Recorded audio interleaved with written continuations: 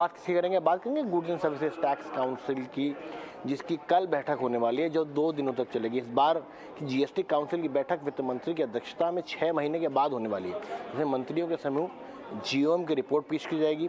खबर है कि इस बार जीएसटी काउंसिल की बैठक में casino, lottery, race course, online gaming जैसे आइटम पर 28% की दर से जीएसटी लगाने का फैसला लिया जा सकता है।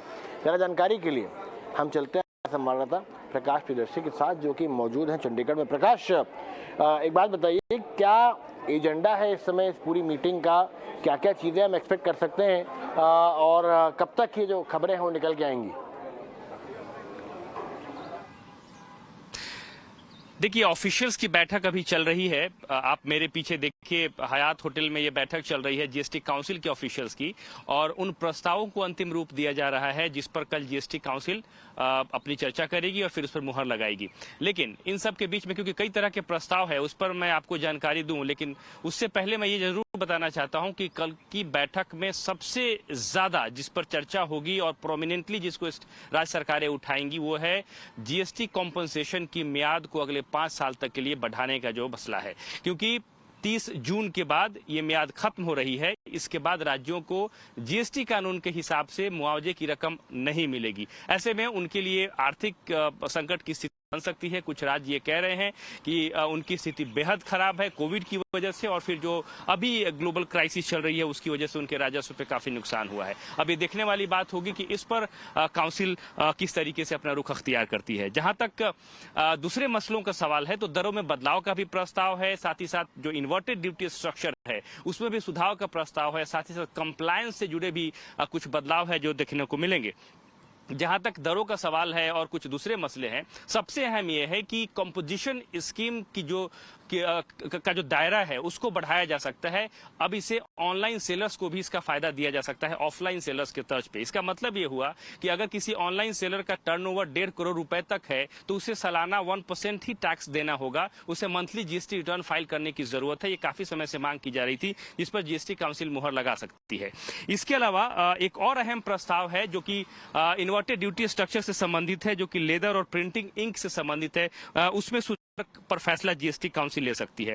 रोपवे ट्रेवल, हिमाचल गवर्नमेंट का ये प्रस्ताव है जिसको कि 18% से घटाकर उस पर जीएसटी 5% किया जा सकता है।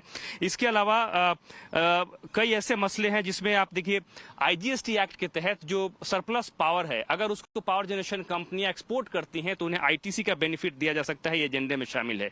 सीवेज ट्रीटेड वाटर जो है उस पर जीएसटी जो कि अभी 18% है उसको पूरी तरीके से खत्म किया जा सकता है, इस पर फैसला जीएसटी काउंसिल ले सकती है। टेट्रा पैक पर जीएसटी 12% से बढ़ाकर 18% किया जा सकता है। इसके अलावा जो रिन्यूएबल एनर्जी से संबंधित जो प्रोडक्ट्स हैं उन पर यूनिफॉर्म 5% जीएसटी का प्रस्ताव है, उस पर काउंसिल चर्चा कर सकती है। आर्टिफिशियल लिम्स, ऑर्थोपेडिक इम्प्लांट्स पर जीएसटी 5% किया जा सकता है। साथ ही साथ क्रिप्टो करेंसीज, क्रिप्टो एसेट्स पे जीएसटी क्या हो, उसका स्ट्रक्चर क्या हो, इस पर काउंसिल चर्चा कर सकती है। हालांकि फैसले की उम्मीद कम है, लेकिन एक कमेटी का गठन किया जा सकता है जिस पर जो कमेटी अपनी सिफारिशें देगी। इसके अलावा 2 जीओएम की भी सबमिट की जाएगी, एक जो कि ऑनलाइन गेमिंग, कैसीनो और हॉर्स रेसिंग, जिस पर जीओएम ने 28% जीएसटी लगाने की सिफारिश की है, उस पर जीएसटी काउंसिल फैसला ले सकती है। और साथ ही साथ दूसरा रेट रेशनलाइजेशन के ऊपर, जिस पर जीओएम ने इंटरिम रिपोर्ट जीएसटी काउंसिल को वो सौंपने वाली है, जिसमें कई तरह की सिफारिशें की गई हैं। उस पर मैं चर्चा कर लेता हूं, जिसमें यह कहा गया है कि